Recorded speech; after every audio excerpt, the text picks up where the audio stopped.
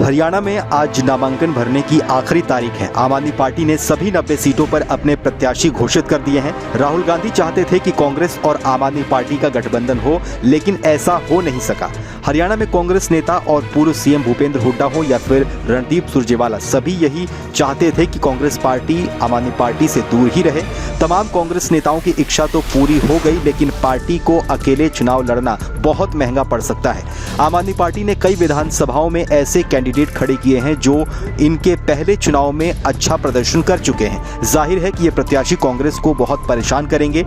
BJP के विरोधी वोटों में अगर सेंध लगती है तो इसका नुकसान कांग्रेस को भुगतना होगा। हरियाणा में कम से कम 8 से 10 सीटें ऐसी हैं जहां आम आदमी पार्टी के कैंडिडेट नहीं जीत सके तो कांग्रेस को कमजोर करने का तो काम करेंगे ही। लोकसभा चुनाव 2024 में हरियाणा में कांग्रेस और आम आदमी पार्टी मिलकर चुनाव लड़े थे। गठबंधन के चलते आप सिर्फ एक कुरुक्षेत्र सीट पर ही चुनाव लड़ पाई थी।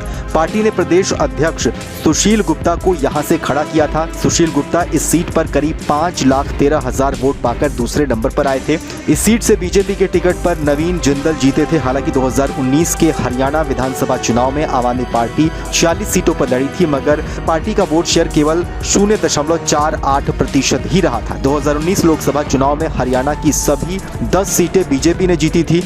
तब कुल 3 लोकसभा सीटों पर चुनाव लड़कर भी आम आदमी पार्टी का वोट शेयर 0.36% ही रहा था। पर इस बार ऐसा नहीं होगा। इसके कुछ और भी कारण हैं। हरियाणा में सुनीता केजरीवाल लगातार चुनावी रैलियां कर रही हैं। वो अरविंद केजरीवाल को हरियाणा के लाल और हरियाणा के शेर के तौर पर पेश कर रही हैं। इसके साथ ही अरविंद केजरीवाल को फर्जी तरीके से जेल में डालने के लिए बीजेपी पर हमले भी वो करती हैं। गौरतलब है कि अरविंद केजरीवाल का हरियाणा में हिसार के खेड़ा में पुश्तैनी गांव है। हरियाणा के वरिष्ठ पत्रकार कहते हैं कि आम आदमी पार्टी ने कुछ सीटों पर बहुत चुनिंदा प्रत्याशी खड़े किए हैं। ये उम्मीदवार पूरे 5 साल जनता के बीच रहे हैं। इसमें से कई उम्मीदवार तो ऐसे हैं जिनके अपने वोट बैंक भी हैं। कई उम्मीदवार ऐसे हैं जो पहले भी चुनाव लड़ चुके हैं और अच्छा खासा वोट शेयर भी पा चुके हैं। और सबसे बड़ी बात यह है कि कांग्रेस के मुकाबले आम आदमी पार्टी का संगठन इस वक्त मजबूत है। उसके पास कार्यकर्ता भी हैं। इसका लाभ भी पार्टी को इस बार जरूर मिलेगा। वरिष्ठ पत्रकार बताते हैं कि हरियाणा में कम से कम 9 सीटें ऐसी हैं जहां आम आदमी पार्टी को अच्छी खासी संख्या में वोट मिलेंगे।